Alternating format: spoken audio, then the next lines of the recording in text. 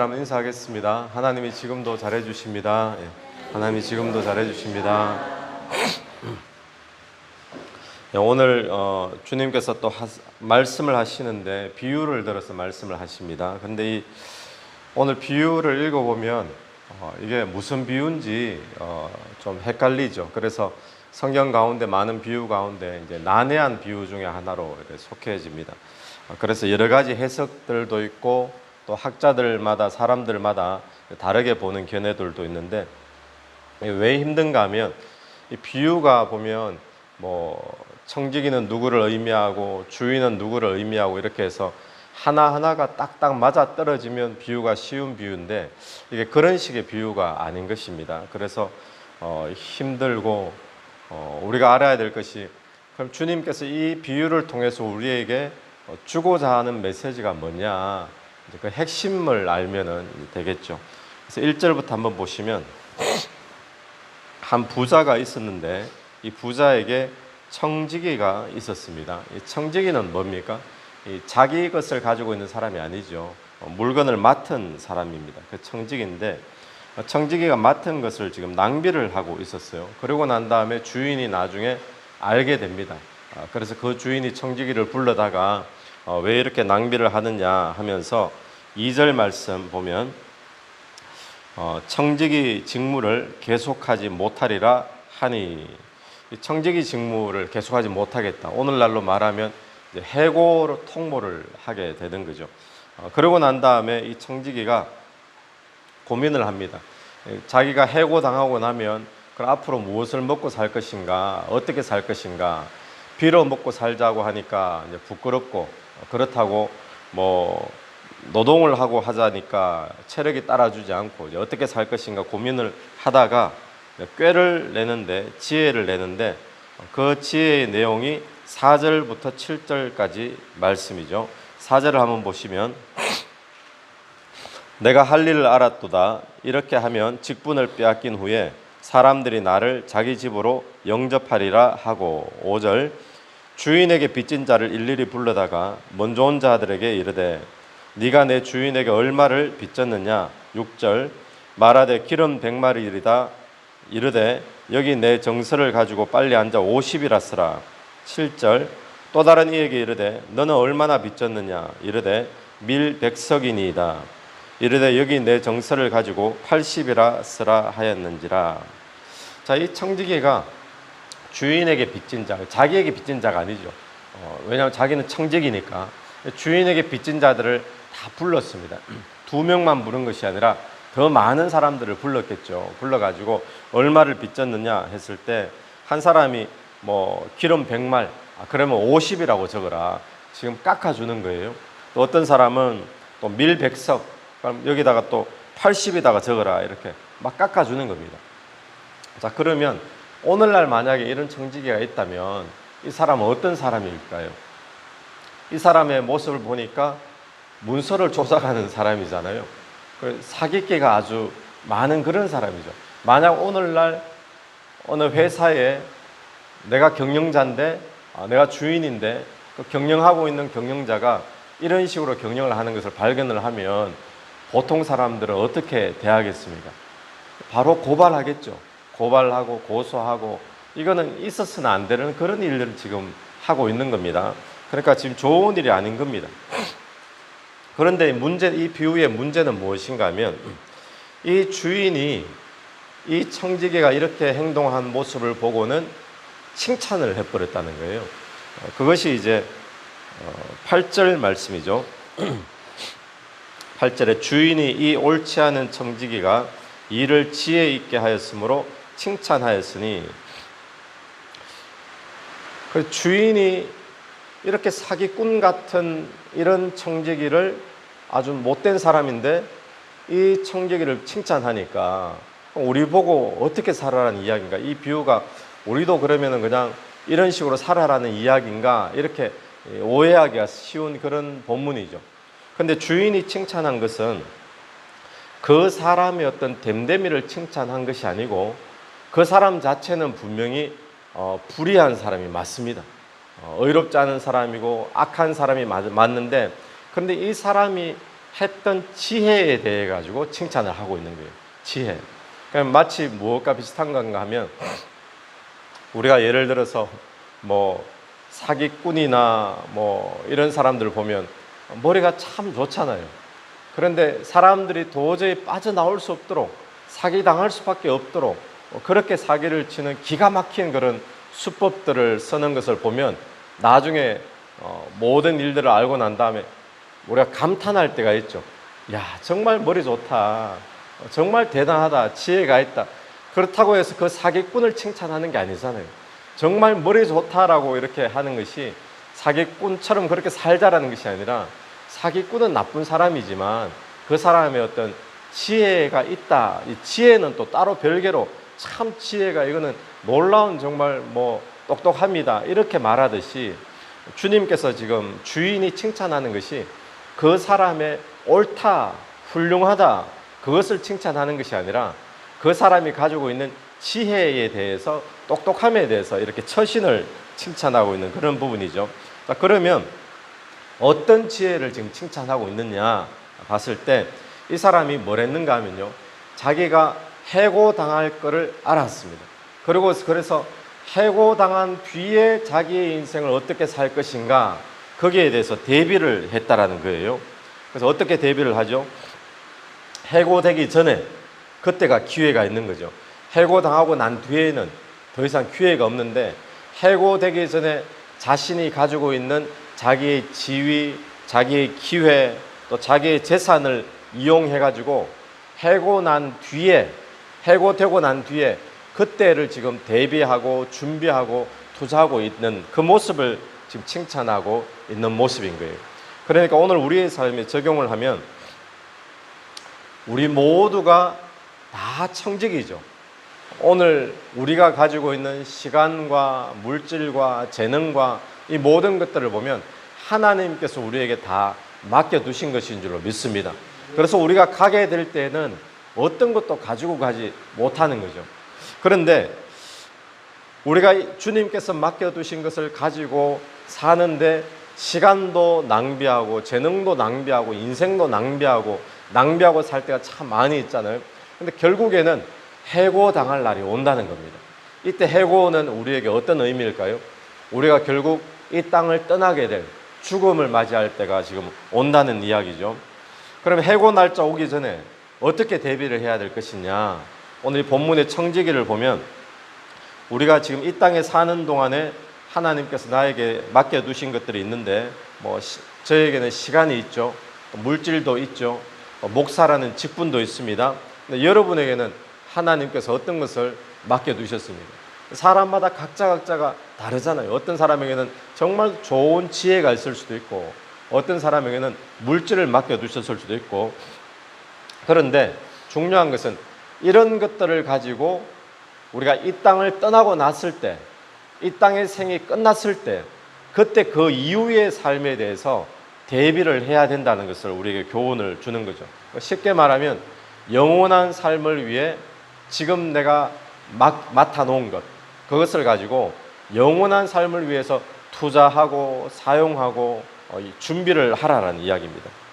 그렇기 때문에 칭찬받는 이 지혜는 어떤 지혜냐, 무엇을 칭찬했느냐 했을 때 지금 내게 맡겨준 그 지혜를 가지고 영원한 삶을 위해 투자하는 것 그걸 지금 주인은 칭찬하고 있는 거죠.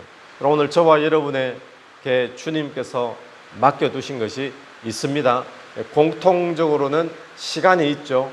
또 우리에게 힘이 있습니다. 이 모든 것들을 그냥 이 땅의 걸로만 써버리지 말고 언젠가 우리에게도 해고의 날이 오는데 이 땅을 떠나가고 이제 스탑해야 될 날이 오는데 그 전에 내가 가진 것을 가지고 영원한 삶을 위해서 투자하고 또 이용하고 사용해서 이 땅의 것들을 영원한 것을 준비하는 일에 쓰여지기를 간절히 바랍니다. 오늘 청지기의 지혜가 그 지혜였던 것을 칭찬을 하고 있는 거죠. 그래서 9절 근데 우리가 하나 질문할 수 있는 것이 이런 질문을 할 수 있습니다. 이 청지기가 어떻게 해서 이렇게 막 깎아줬을까요? 100인데 50이라 적으라 그러고 또 100인데 80이다 적으라 그러고 이런 식으로 막 깎아주잖아요. 이렇게 할 수 있었던 이유가 무엇일까요? 청지기. 자기 거라면 그렇게 했겠습니까? 그게 자기 게 아닌 거예요. 자기 물건이 아니고 자기 것이 아니고 자기는 잠깐 맡은 거니까, 주인 거니까, 제 것이 아니니까 그냥 막 깎아주는 거죠. 그리고는 또 하나는 어차피 자기는 곧 해고될 건데, 해고되고 나면 뭐 가지고 있는 것도 가지고 가지도 못하는데 가지고 있는 동안에 선심을 막 쓰는 겁니다. 그래서 이 비유를 설명을 안 했네요. 왜 이렇게 선심을 쓸까요? 이 사람이 이렇게 선심을 쓰고 나면 자기에게 유익을 받던 사람들 있죠. 깎아줬던 그 사람들이 자기가 해고되고 나면 그 뒤에 자기를 친구라고 도와줄 것이 분명하기 때문에, 그래가지고 이 사람이 지금 막 깎아주는 겁니다. 빚진 자들 다 불러다가 선심 쓰듯이, 그럼 내가 50으로 적어줄게, 80으로 적어줄게, 막 깎아주고 난 뒤에 이 사람이 나중에 해고가 되었을 때, 그때 이제 덕받는 사람들이 손을 내밀게 되면 내가 도와줄게, 나도 도와줄게, 이러면서 이 사람의 인생이 해고된 뒤에도 보장받을 수 있기 때문에, 그럼 만약에 100명을 깎아줬으면 다 도와주지 않더라도 50명만 도와주더라도 자기의 인생은 계속 다른 직장을 구할 수도 있고 다른 일을 할 수가 있겠죠. 그 차원에 지금 청지기가 깎아주고 있는 거예요. 그래서 이 주인이 그 모습을 보고는 지혜롭다, 해고되기 전에. 주인의 입장에서 물질의 관점으로만 본다면 이거는 안 되는 일, 손해보는 일이죠. 칭찬할 일이 아닌데, 근데 주인이 청지기의 본인의 입장에서 봤을 때 이 사람이 그렇게 미래를 대비하는구나, 그래서 지혜롭다라고 이야기를 했거든요. 이 청지기가 그렇게 할 수 있었던 것은 자기 돈이 아니니까 막 깎아줄 수 있고, 자기는 어차피 해고될 거니까, 해고되면 가지고 가지도 못할 거니까 그렇게 지금 막 깎아주고 있는 겁니다. 그래서 오늘 우리가 기억해야 될 것은 저와 여러분이 바로 청지기입니다.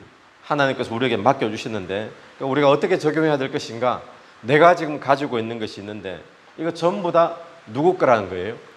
전부 다 주님 거예요.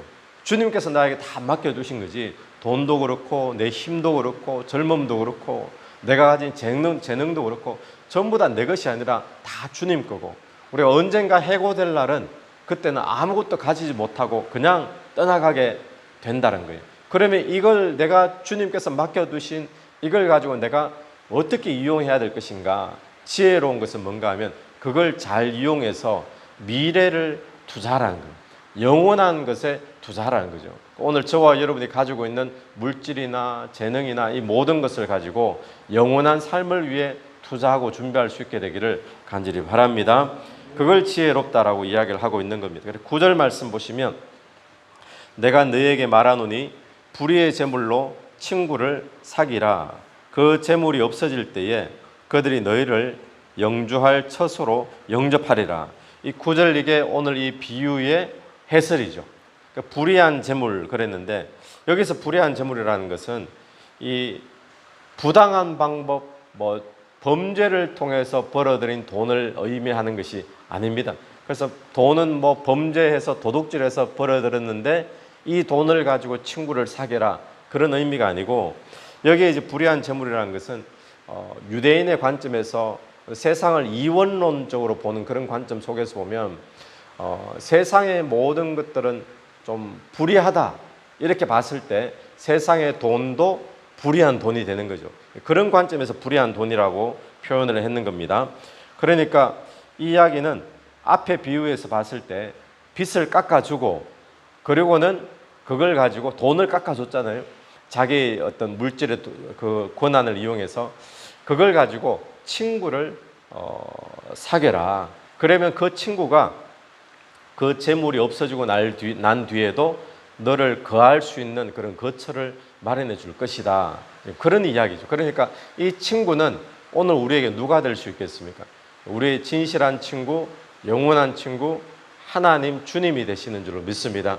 우리가 이 땅에 있는 불의한 재물이라고 생각하지 말고 세상의 재물, 세상의 물질, 세상에 내가 가지고 있는 어떤 권한, 지금 나의 지위, 기회, 이런 것을 가지고 친구를 사귀라. 하나님께 가까이 가는, 또 영원한 천국에 투자하는 그런 삶이 되어라 라는 것입니다. 10절 말씀, 지극히 작은 것에 충성된 자는 큰 것에도 충성되고. 이 지극히 작은 것, 이게 뭐겠습니까? 이 지극히 작은 것은 무엇과 비교해서 지극히 작다고 말하는가 하면, 지금 이 땅에 있는 세상의 재물, 9절에서 말하는 불의한 재물, 이 세상의 재물은 영원한 하나님 나라에서 재물하고 비교하면 지극히 작은 거죠. 그런 의미입니다. 그래서 세상 재물을 사용하는 것에 충성되어지면은 영원한 것에도 충성될 것이라는 거예요.